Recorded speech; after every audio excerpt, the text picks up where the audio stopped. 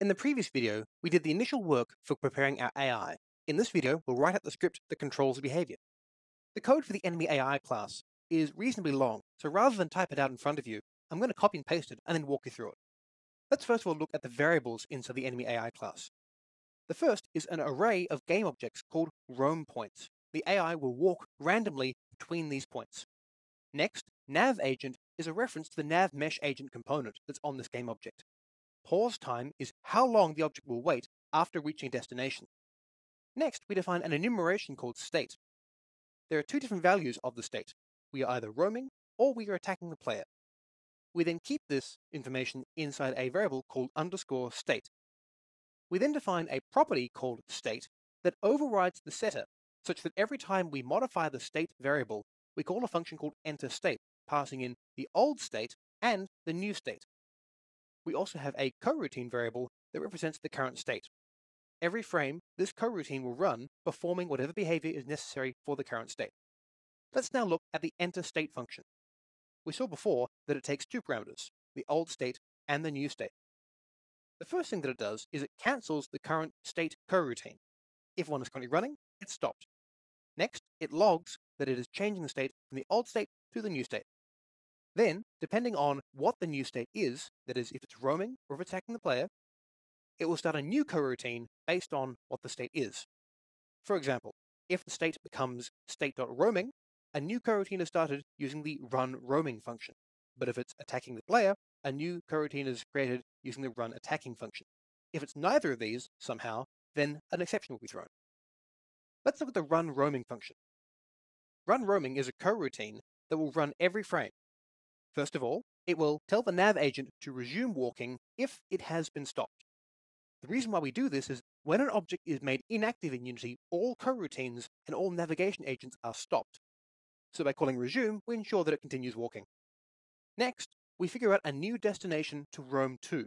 We do this by picking a random point in the roam points array. We then instruct the nav agent to set its destination to the new position. This position can be anywhere in the world. The nav agent will then take that position and its current location and compute a path. Once the destination has been set, we begin a loop.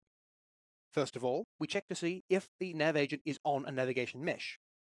If we are not on a navigation mesh, this is a real problem, and we should report that. We also yield break to stop all behavior. This will end the coroutine and basically freeze the robot in place.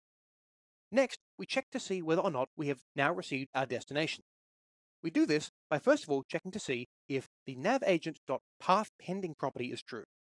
This becomes true when the navigation agent is calculating the path to follow. This can take place over multiple frames, so we have to check to see if it's pending or not.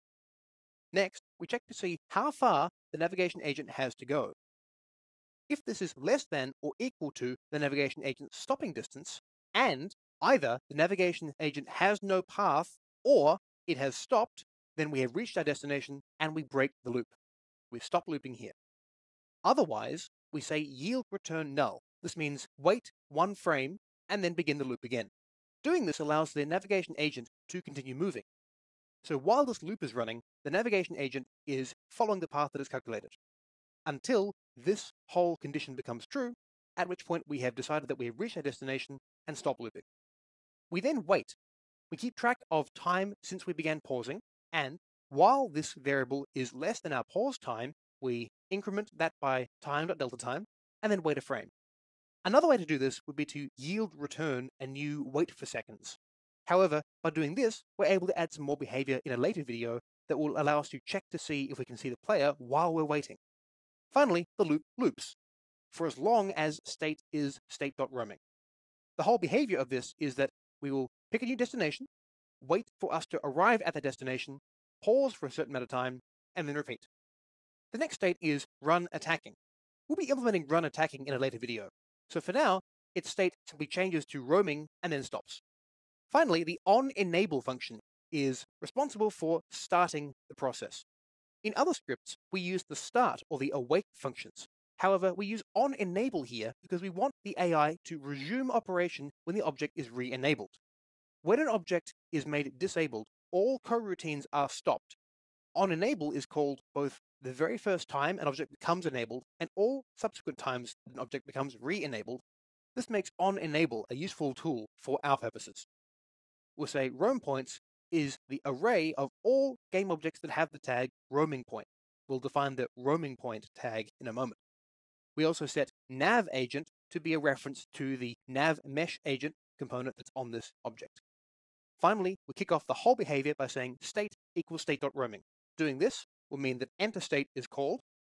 This will create the coroutine that runs every frame and causes our robot to roam around.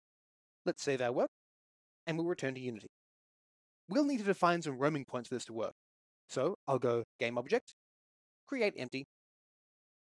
I'll name it roaming point, and I'll also set its icon from the empty icon to a blue dot.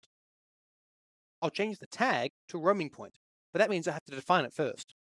So with the tag menu open, I'll choose Add Tag. This takes me to the Tags and Layers inspector, in which I can click on the plus button and add a new tag, and I'll call it roaming point, taking care to use the same spelling and capitalization as I used in the script. Let's go back to our roaming point object and set the tag from untagged to roaming point. I'll now position the roaming point to somewhere reachable. Place it over here in the corner. I'll duplicate this object by pressing Command D or Control D on a PC and place it in the other corner. And I'll continue adding roaming points. Let's save the scene and play it. Our robot is now randomly roaming from one location to the next, pausing for a couple of seconds and then moving on.